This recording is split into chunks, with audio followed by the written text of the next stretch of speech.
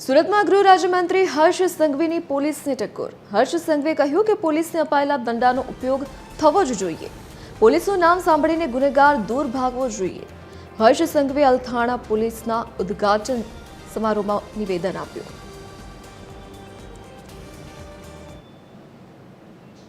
કે પોલીસનો દર એ માત્ર ગુનેગારોને હોવો જોઈએ। પોલીસનો દર એ ગુનેગારોને જરૂરથી હોવો જોઈએ।